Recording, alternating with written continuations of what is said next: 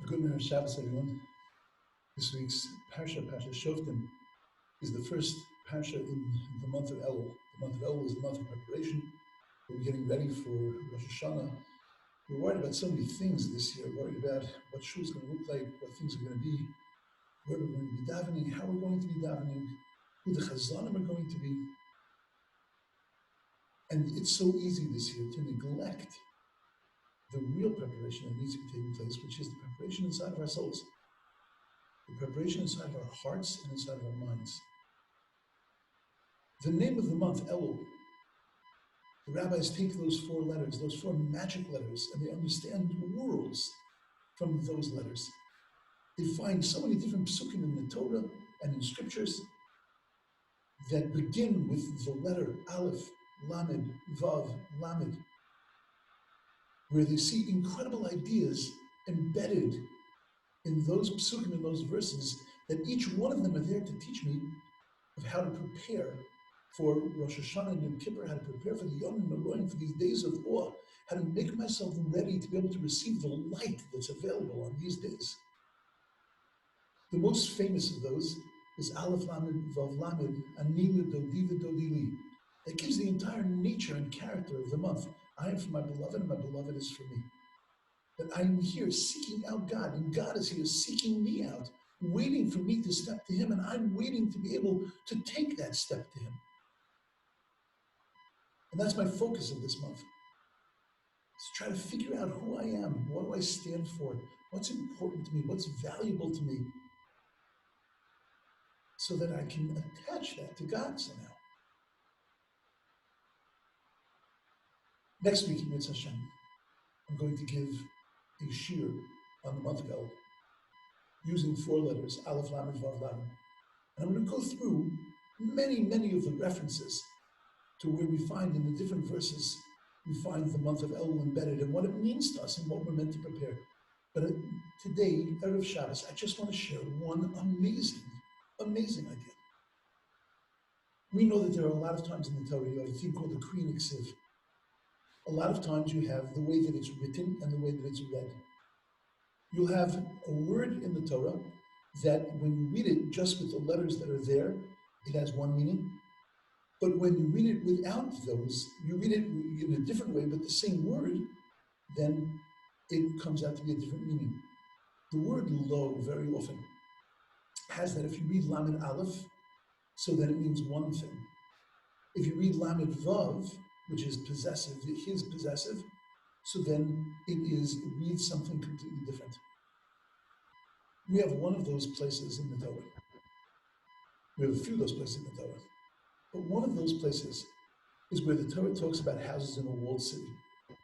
There is a din, there is a law that if a person makes a distressed sale in a house in a walled city, he can redeem it after a year. But if after a year he can't redeem it, then it's sold and the owner becomes the owner forever. Usually, at the end of the Yovel, at the end of the Jubilee, things go back to their original owners, not this kind of house that was sold and the owner was unable to go and to redeem it. What is a walled city? So the Torah says, Asher lo choma. And if it's read Asher lo choma, with a Lamed Vav, it means a city that has a wall around it. But if you read it, Asher lo choma, with an Aleph, then it means that it had a wall at some point, but Asher lo choma, it doesn't have a wall now. And that means that not only cities that have active walls now, but even cities that had walls once, even though they're knocked down, they're still called Arei Choma. They're still called walled cities. And if you take those letters, Lo and Lo, Aleph, Lamed, Vav, Lamed, it spells the word Elul. Our rabbis explain so beautifully that what the Torah is telling us homiletically and metaphorically is that a person is a special person, Asher lo choma, that he has a wall.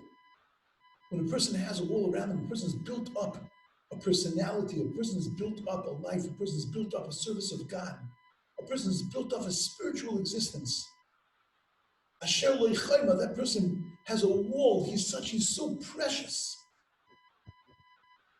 But understand that even a person, Asher lo ychayma, that he doesn't have a wall now, that his wall is broken down, his wall is eroded, his wall is cracked, he's also a special person.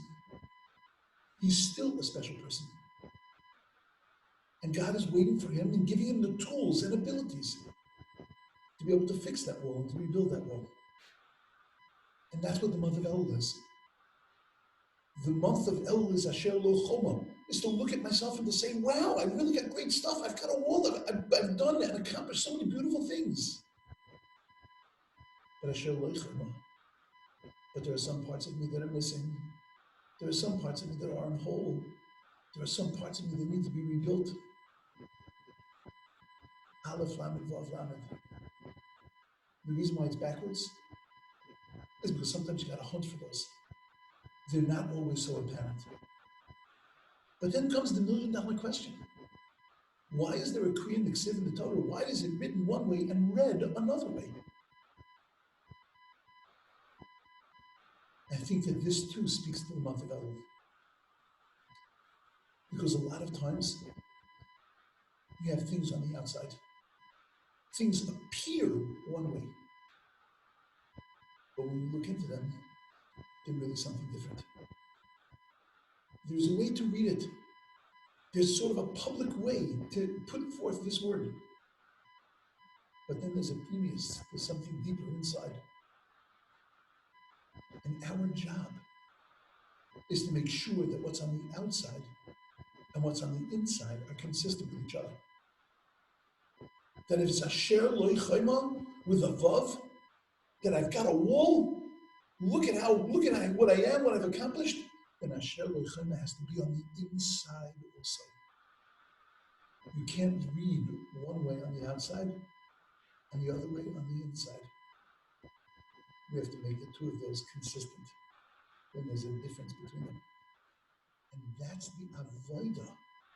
That's the job that I'm meant to be doing in the month of Elul, of breaching that gap between the Kri and the Ksiv, between the way that something is read and the way that something is written, the way that it appears externally and the way that it is internally.